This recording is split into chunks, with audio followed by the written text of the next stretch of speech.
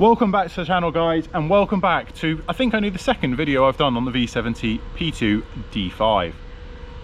There's a very special reason. As the title suggests, 1 year of ownership of the V70 D5, and what do I think? Pros and cons. Yeah, what do we think? Has it been a good car? Has it been a bad car? You guys that own them might say otherwise and sway this decision, but let's just take a quick look. It hasn't really changed much. I had all these plans and whatever, but yeah, it's not really changed much. So in this beautiful autumn leaves, it's not changed at all. The whole look of it is still the same. I've still got the Astra wheels, which I don't know if I like still. It's still got the tints, which I do like. They're very, very handy. It's still got the raised rear suspension for towing, the hardened springs the previous owner did. Very, very handy, plus good. This thing I love, because that's how you get projects on the car. Shout out to Nordic Rides. Go check them out. There's an event coming up and I'll put that towards the end of the video. Yeah, it's just been a really good car. It's in full work mode, so it's absolutely filthy. The stainless exhaust I love, although the tips aren't stainless clearly. Yeah, nothing's changed. It literally looks exactly the same as it did a year to the day that I'm filming this. So yeah, let's just get in the car and have a bit of a drive, because I thought it's quite a good celebration. I don't normally keep cars this long, so there must be a reason why. But yeah, it's not changed. Still got the grille I don't like. I've got the badge to go back on it, and I just haven't done it. And it's still got moisture in the headlight and things like that, but it's one of them. It's there.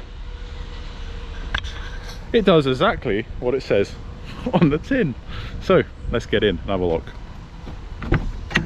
So inside the car, again, I apologise, it's a bit grubby, might not show on camera, but it is very dirty in here. I say dirty, it needs a hoover. Still got the red inside. It actually has really grown on me. Now on the camera now it does look quite dark red, but I think when I edit it, it goes quite bright, but it is a very dark red. It's grown on me. It looks a bit different. It stands out from the crowd. It's got the wood trim still. I've not upgraded the sound system, which is something I wanted to do. It's still kind of, yeah, still in factory mode with no mods inside here. In the back again, just nice and usable, and that is exactly what it is. Nothing's changed in here. So I'm going to take you guys along for a drive, and we'll go and check out the drive, how it is, how I've been getting on with it, and a list of pros and a list of cons, and yeah, what I actually think of this car. This is the second P2 that I have owned. I did mention that in the first video, and has it disappointed? Carry on watching to find out.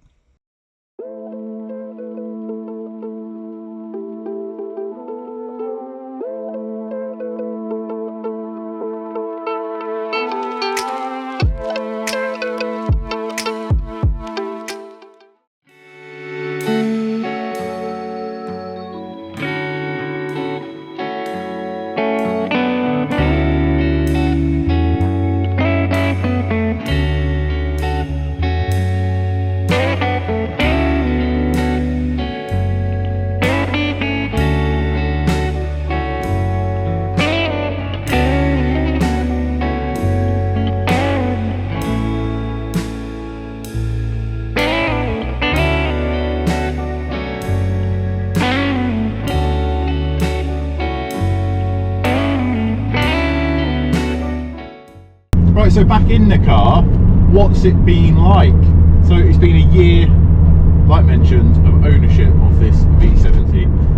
So people that are into their Volvos will know kind of what this is, but it's a pre-facelift V70 D5. So it's the 5-cylinder diesel engine, kind of a legendary engine really. I mean, obviously you've got the T5, which is the touring car, which is the one everyone wants, the earlier derivative of it, in the 850R. And that's the petrol version. This is the diesel version basically. So I think we should start with the pros of what it's been like in the year, what trouble I've had and stuff like that. And I thought the best way to do it is just take it for a lovely drive, because it is a lovely drive.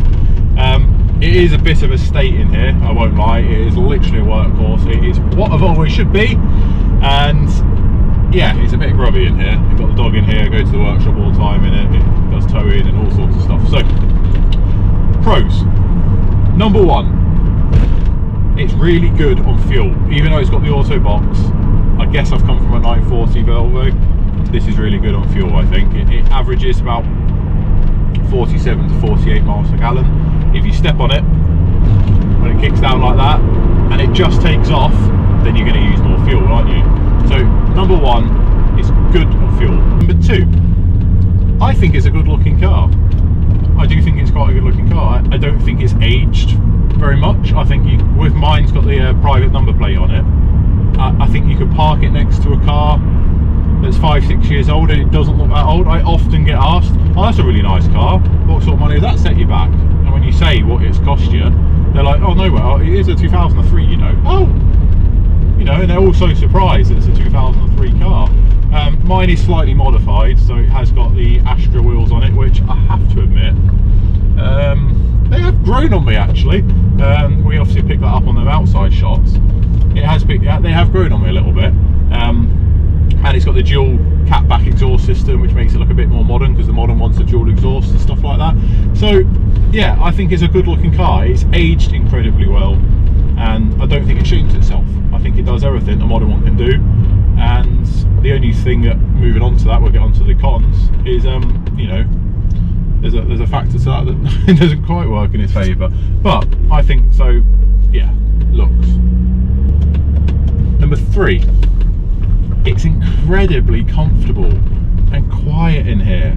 It's like, now look, it's just kicked down, we're doing 20 miles an hour, it just cruises along. It is a really nice place to be. You've got all your tricks and toys in here. You've got your dual climate control, your heated seats, you've got your aircon when it's warm, you know, you've got your, albeit cup holder was a bit lazy, you've got all your bits you need in here. On a long run, you literally just click cruise on and it takes you to where you want to go. It tows very well, that teamed with the driving side of things, and like just demonstrated back there, when it wants to pick up its skirt and run, it can. It really, you know, it's not fast. I think they're 168 brake horsepower or something. And, you know, but it's torque. It's pure torque with these diesel ones, and yeah, I think that's definitely a plus to this car. Number four, I think it's quite an important one. It's very user friendly. I think it does everything you want it to do. So you can cram stuff in the back of it and you can haul it to the other side of Europe or wherever you want to go, or you can be like me, like half the time it's just me and Doggo in the car, we're cruising along, and it does that just fine. It's very easy to maneuver. Mine doesn't have parking sensors or anything like that. It is a D5 SE, and the one I had previous did have parking sensors, but I've got a tow bar for that, so you don't worry about that. But yeah, I think user friendly wise, for a big car, it doesn't feel big to drive. It feels very, I don't know, where you're sat, it feels like you fit perfectly on the road. It doesn't feel wide, it doesn't feel long, and yet it is quite a wide and long car. It's very, very easy to drive, I think, and I think that's a user friendly, it's definitely a plus. So next up on the list, I think it's got to be value for money. I think it's got to be value for money. You can pick up a nice one of these for around £2.5. A rough one for £1,000 maybe, if you want to spend a bit of money. I think you've got to ask yourself, like, what other car can do all that stuff this nicely, be this reliable, and you know, I don't think you can. And for me, Volvo is the only car to do estate things properly. Now you can all jump in the comments, and please do, because it's a talking forum. I love the community. You can get your Passat. I've had a Passat. You can get your Audis. I've got friends that everyone seems to buy an Audi estate, you know.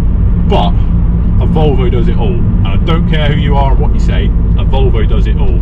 You've got your comfort, you've got your reliability, you've got your power if you want it, and I'm sorry, they make the biggest estates. Well, they did make the biggest estates. They're starting to get a bit smaller and a bit compact and a bit sloped now. A friend of mine's got a V90, this V70 is bigger. They don't make the V70 anymore, so your biggest Volvo out there is your V90 or your XC90 if you're into 4-wheel drives. So that's got to be a plus, hasn't it? Right, while I descend up into these hills, and again, drivability, you know, I'm going around back roads, and mine has got uprated rear springs for towing, so it's a bit stiffer. But again, here you go, got national speed limit, takes off, and we're off. While I'm doing all that and driving up this lovely, beautiful road up here, kind of, some nice buildings, make sure you subscribe to the channel, guys, and make sure you give this video a thumbs last video I put on this car has done incredibly well. People seem to really like this, and my slogan was for it, the last true Volvo. Now that is a big debate, a big debate, because in my eyes the last true Volvo is the Volvo 940, the last of the red block cars. Now that is where my heart is, and we'll get onto that in a second. But I think in the essence of Volvo, the last true Volvo is truly the P2 V70. It's the biggest, it's the comfiest, it's the most robust. That is what Volvo stands for. That is what Volvo is. So that is why I named that video the last true Volvo, and it got a lot of controversial comments. But that is why, and I hope you guys watching this watch the previous video. If you haven't, go check it out. But that is why. So now we've got over the pros, and you guys are all subscribed up. And let's go over the cons. So there is less cons, I will admit, because I do genuinely think this is a very good car. The biggest con for me has to be the tax. The road tax on it's quite high. And if you're out of the UK, that is, we have to pay a road fund license, a road tax, because you get taxed for everything. And on this car being a heavy diesel, as they class it, it's quite high. It's changing all the time, so there's no point me disclosing it. But it's in the 400s, and that a year, when you think the 940 was around 200 and something a year, and the 245 being historic is free. Now you could argue you could do the same stuff as this. It's got a tow bar and it's actually got more space, so that's the only thing. But obviously this is more refined, more modern, and you've got that to go for. So that's definitely for me the big con. The other con for me, and this is a personal one I guess, it is obviously a modern car in my eyes. 2003 is quite a new car for me to own. Does it give you the same feel, and this is when I'm coming back onto the 940, as a older boxy Volvo? Now the reliability, the robust side of it, yes. The fun side of it, no. Mine was slightly modified, my 940, so it was fun as well as usable. I just got a nicer feeling about that car. I think you have more of a personality. I think it had, and I don't know. I can't put my finger on it. I miss the car a lot, and I don't think it's ever going to replace that. But it does everything that car did, probably a little bit better, because it is just a bit better on fuel. It's a bit more refined, a bit more modern. You can get in it and drive it. You can with a 940, and I'm not saying you can't, but this is just a lot easier. You know, you got your cruise control, you got your aircon, you got your nice bits, and then, again, I know you can get that on a 940, but mine didn't have that. So I think they're the only really things that I could potentially say are cons. I guess you could go for the cool factor. It's just not as cool, is it, as a boxy old Volvo? But it's kind of where it is, guys. And I think the fourth, so I think we're still under pros versus cons. The fourth one for me is fixing it. With an older Volvo, with an older car in general, number one, they don't really break, and when they do, they're quite simple. You can kind of go, that's the fuel pressure regulator, that's a spark problem. With this car, potholes are fun. Don't get me on a tangent of potholes, maybe we'll do a bit of a trio on that. With this car, it's all got to be plugged into a computer. If it throws up an error, you've got to like use your head a little bit about it. You've got to, you know, work it out or plug into a computer. I don't own one, so it's, you know, I'd have to go to a garage or go to a friend with a computer around to have a look. But again, reliability is a pro, isn't it? So it's hard. So yeah, I think a year of ownership, it has been really quite fun. I've quite enjoyed it. It's really got me out of the hole. I began, when I changed jobs, to do a lot of miles, and I needed something that could crunch the miles. I had an R50 Mini for about 4 or 5 months and I killed it. Yeah, that ate a gearbox very quickly. You never saw that on the channel, I didn't see the point in it, but I had a little R50 Mini that was really cheap as chips, got me out of the hole, but it couldn't do what this does. Now this car in my ownership, you know, I wouldn't say it's done a lot of mileage, but I use my cars a lot, and it just doesn't fail. So I genuinely do really like it. Will I keep it long term? Right now I've got to. It's my only car really that's on the road and usable, that's practical. But what I really want, is that Spice Girls song. Go on. Someone in the comments do the rest of the lyrics for me. What I'd love to get back into is an i40 again, but it's got to be the same spec as mine, if not, you know, sort of better. But I'd happily get into another i40 again, and I think I'd be quite happy. I really, really would. So, but right now, like I say, this is perfect for me. But never say never. So it's one of them things, isn't it? I want to thank you very, very much for watching this video. I hope it's been of interest. I get a lot of people asking about the car, and people commenting on the other videos saying, I've got one of these and it's gone wrong, it's done this, it's done that, or, you know, what's your views on it? I'm looking at buying one. They're my views, guys, and I hope it really helps. A year of ownership, a year of, you know, proper mileage, a year of really getting to know it, a year of throwing it into the deep end all the time, and it hasn't failed. It has done exactly what I wanted it to do every single time. So for that, guys, if you want a P2 or you want to get into a Volvo, please do. And while I'm on the subject of that, there's another event coming up for the Nordic Rides. I'll put the little banner on the screen now. It is run by the Nordic Rides and the Volvo Enthusiast Group. We're sponsoring it, Simpsons Classics are sponsoring it again. And things like this P2 are welcome there, you know, because it is an up and coming practical classic. It's getting there, you know, this one's 21, 22 years old, you know, they are there. So please go check out that event. I'll put the link in the description below to it, but go check out Nordic Rides, the Volvo Enthusiast Group, and that event, and I hope to see you there. Maybe bring your own P2. I'll most likely be in mine, but we are planning on taking Jackman's 244 for a good run for everyone to see.